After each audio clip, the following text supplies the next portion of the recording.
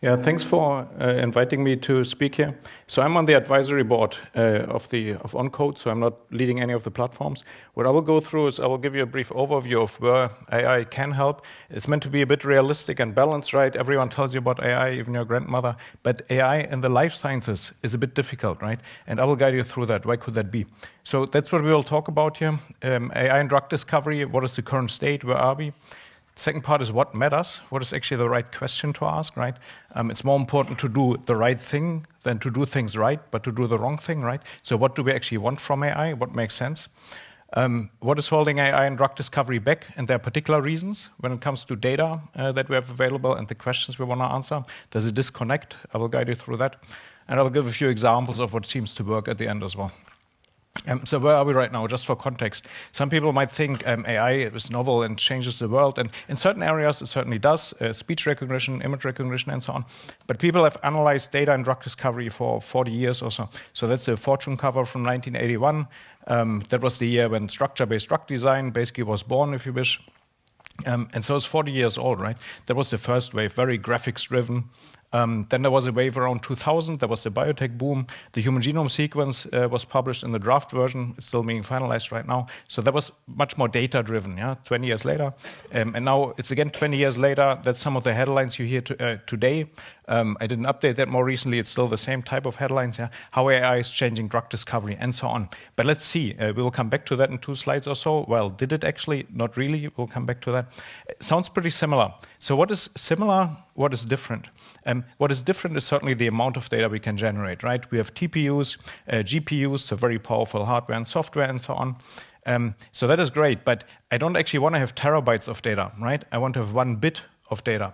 And that bit switches to 1 if I have the right drug in the right patient dosed in the right way, right? I don't want to have terabytes of noise effectively. I want to have the information I need to make a decision, right? So we always need to reduce the data we generate to practice, right? And to understand which data do we actually need to make a decision, right? So what's the gene that's upregulated? What is the right target, right? And that is one of the problems that we're dealing with. Very high dimensional data, often few samples in relation to the dimensionality of the data, and reducing that to making decisions, right? And that's something we are still grappling with, right? It's not about the amount of data, it's about having the right data to make a decision. That's still what we need to work on. I'm old enough to remember the 2000 biotech bubble, right? Human genome sequence was published, and these were some of the predictions then a little bit later. The number of drug targets will increase by at least 1 order of magnitude. There will be thousands of drug targets and so on. Didn't really happen. Yeah, a more recent review put that number at 667 or so, right? There's lots of expectations, right? Few of the things survive, right? They will get into production, but not all of that. And that's what we are trying to do in my academic group and the companies we started. How do we take technology to decision making, right? And there's a big disconnect in many cases. Did AI actually, and this is going back to the headlines I was showing before, change drug discovery? So here's statistics from a Nature Reviews drug discovery article, quite a recent one. The numbers didn't change much since then. On the left-hand side, AI native companies. On the right-hand side, big pharma, and the projects across different clinical stages. And what you see on the left, most of the projects in AI native companies are green, preclinical, right? Test tube stage, if you wish so. And there's hardly any projects that went to phase 3, right? So phase 2 is, as we've seen before, the first efficacy phase, right? That's where you see if your drug actually has the desired effect in a patient. And there's very few drugs from those companies that went into that phase. Very different distribution in the top 20 pharma, right? There's a saying, big pharma is essentially banks and pushing compounds through the clinic, right? Innovation gets in-licensed and so on. But there's certainly much more clinical success and clinical programs in those companies, right? So that proof point is still outstanding, is my point, right? So headlines can be very, very misleading, as we've seen before, if you really look at the numbers and the facts. So there's lots of activity in the AI native companies. Data is often a limiting factor. And importantly, we need reduction to practice, right? Clinical impact. So what do we do with all the data and the algorithms, and how do we get to something that matters? And what actually does matter? So we modeled, in this Drug Discovery Today article from a few years ago, we modeled 3 different types of changes to drug discovery projects. One is being faster, another one being cheaper, another one is being better, so more successful across the different phases in drug discovery projects, all by 20% in relative terms. And what you see is what matters is really the clinic, right? The black bars in clinical phase 2 in particular are highest. So that's the net benefit to every individual project, every approved drug. Why is that?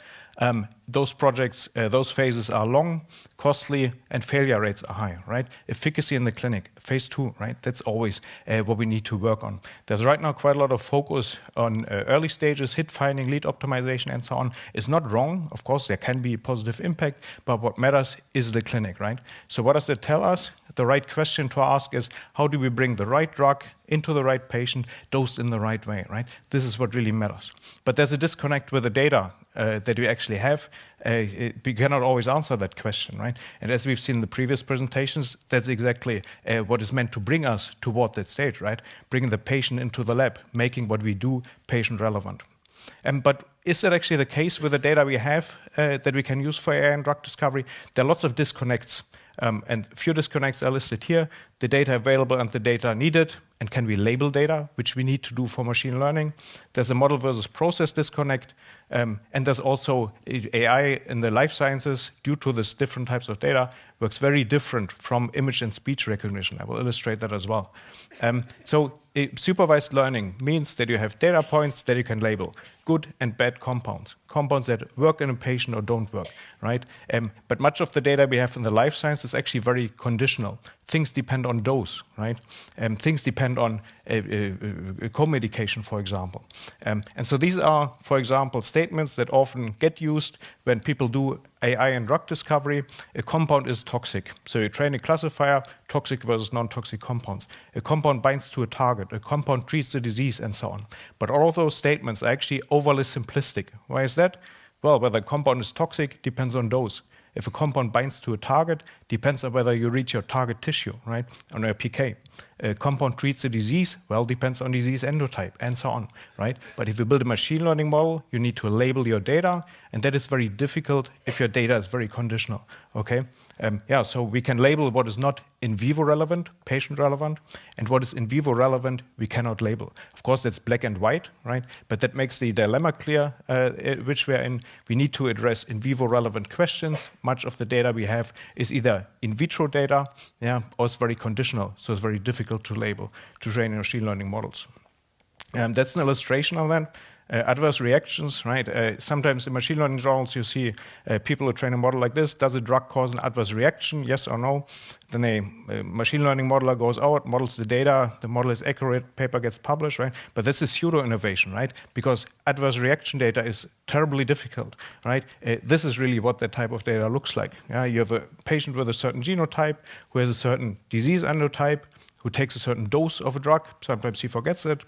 And then we see an adverse reaction that is actually described in very phenomenological terms. And then we see an adverse reaction in a fraction of cases with a certain severity, maybe after 3 months of dosing, maybe only in men, and so on, right? This is what the data really looks like. And this is usually not what gets taken into account. Even water can be toxic, right? If you drink 3 liters of water in half an hour, you dilute your electrolytes, it can be toxic. So, but how can you train a machine learning model based on those labels? You certainly would not label water as toxic in those cases. So labeling life sciences data is very difficult, and that makes the application of AI in that field very difficult to pursue. There are also other disconnects. One is between models and processes. So if you build a machine learning model, you make certain choices about cutoffs, for example, of your data. A compound shows an effect at a certain concentration. Then you build your model, and then you have a model that you can give into production and give it to people in a company to use, for example. But of course, in a company, you don't only use the model, you also have a project context and you have a follow-up. The project context, for example, tells you the compound is dosed very differently in men than how you train your model, right? Then there's a disconnect between the project that you use the model in and the model itself. The other part is, and I was running the computational safety group at AstraZeneca a few years ago, your model predicts something, what do you do next, right? It's not only how good your model is, the question is, what do you do? Your model predicts 85% likelihood the compound is toxic in a certain way, so what do? You don't scrap the project, right? So the question is, what is the assay to run next, okay? And these interfaces are actually what's most important, not only the computational model itself. So they are detached from each other. And that's a big difference between different areas. So in image recognition, for example, and that area really has made great advances, convolutional networks and so on. You have an object that you can represent as a matrix. So here a cat, for example, you can represent that as an image. So you represent that as a matrix. It's a good representation of that object. So you have a certain color at every bit. And then you have a model, a convolutional network, for example, that detects edges, so the eyes, let's say, and then the last bit, the last neuron in that network switches to 1 if it recognizes the cat overall, because there are 2 eyes and ears and so on. It's very good integration of that whole process. You can represent your object as a matrix, your convolutional network works on a matrix, and your labels are unconditional, right? There's a cat in the picture or there's not. But that's very different from the chemical and biological domains. Your data is generated in a certain way. If you deal with chemistry, for example, you have conformations, protonation states, and so on. So your system is alive, so to speak, right? And it's very conditional on the ways the data was generated. There's many ways to represent the data, to train a model, and your labels are conditional in the end, right? So in the first case, it's a very smooth integration of representation, model, and label. And that's very different from the chemical and biological domains, okay? And this is why image and speech recognition successes don't really translate to the drug discovery area. And that's something I'm always preaching to people who work in the AI area. Look into clinical data, into clinical samples, okay? And then the questions are completely different from which algorithm you use. The question is then, do you get the right number of samples, the right size, the right quality, and so on, with patients diagnosed in the right way, and so on. And what I'm always trying to do is then bridge that interface between people who do machine learning and to make sure that we have data that is clinically relevant, patient relevant in the end. Examples of what seems to work, biomarkers, and I think patient stratification we heard about before. There are lots of reviews about analyzing thousands of clinical studies right now, and these are some of the headlines I randomly chose. And you see that if you stratify your patients properly, you define your disease mechanism in a much better way, right? So you can anticipate response in a much better way. Of course, sometimes you don't know how that works. If you think about immunotherapy, in some areas we don't quite understand how to stratify patients, right? So then we need better understanding and the right data to then be able to do that in the end. And how do we get there? So what I think works quite well is using omics data for compound selection as well as patient stratification, right? Overexpression of hormone receptors, for example. These are some of the early examples of patient stratification. And we can also use that in the research phase. So we worked on using gene expression data for compound repurposing quite a lot. We use that in cancer, AML, for example. So the idea is actually quite simple. You go from healthy to diseased. You see a certain up and down regulation of genes, and you want to invert that pattern using a small molecule, for example. It's not a mechanistic hypothesis, it's a pattern matching hypothesis. Okay, but it seems to work surprisingly well. We use that in quite a number of areas, for example, differentiation therapy. And the nice thing is that you can select compounds for the desired endpoint and the desired mechanism. Yeah? And we verified that in a few cases as well. So we looked into up and down regulation. The monitor is off, by the way. We looked into up and down regulation of genes, and so we matched the mechanistic hypothesis why compounds were selected, as well as the desired endpoint. And it's a generally applicable concept, differentiation of cardiomyocytes, of stem cells to cardiomyocytes. We performed as well. So we selected small molecules based on the desired state from stem cell to cardiomyocyte, and that's quite relevant for aging-related diseases as well. Macular degeneration, pancreatic beta cells, and so on. It's a general principle, and that I think is quite powerful to find small molecules to push cells into a new state, right? Differentiation therapy falls into that area, generally influencing cell fate. So not just blocking one pathway, but actually reprogramming the cell. We've done that with stem cells to generate cardiomyocytes. We work, for example, with Asgard Therapeutics, it's a company in Sweden, as well to find small molecules to differentiate cancer cells into dendritic cells. So you might have heard of CAR T-cell therapy, but it's quite a cumbersome process. You need to get your T cells from the patient. You need to engineer in the CAR, the chimeric antigen receptor, and then the T cell is meant to attack the cancer. But it's actually a long and costly process, or costly is actually the problem when it comes to reimbursement, costs 100K or so per patient.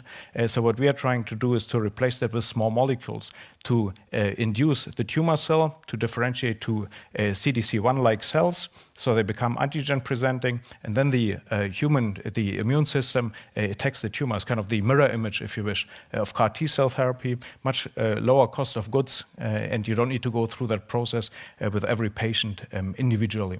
And that is using small molecules to influence cell fate. So I think that's applicable to cancer as well as other disease areas. So we use that in IPF, pulmonary fibrosis, for example, as well. There's a 82 to 81 cellular transition. It's a differentiation block essentially as well. So it's the same principle again that we apply. We also validate that in organoids, but the organoid model is not established yet, and sometimes it can be difficult to define cell states, to define which markers do you look at, what are positive controls, and so on. But this is another area where we apply that. So to summarize, so what is the state of AI in drug discovery today? So there's lots of progress, I think, that has been made in early stages, for example, but the clinical proof point is really still outstanding. So we need to translate to the clinic. And that is the important point. What matters is always in vivo relevant decision making. And AI can help. Bioinformatics helped for 30 years in that area. And this is the path we need to go into the future as well. And what is holding AI in drug discovery back? I think I was trying to outline that as well. There's a disconnect between models and processes, and the data in the life sciences are very conditional, very different from speech and images. And I was giving a few examples of what seems to work. Actually, I'm pretty confident biomarkers do work, where we're able to identify suitable biomarkers for a given purpose. And I was giving examples of using omics data for compound selection. Okay, thank you for listening.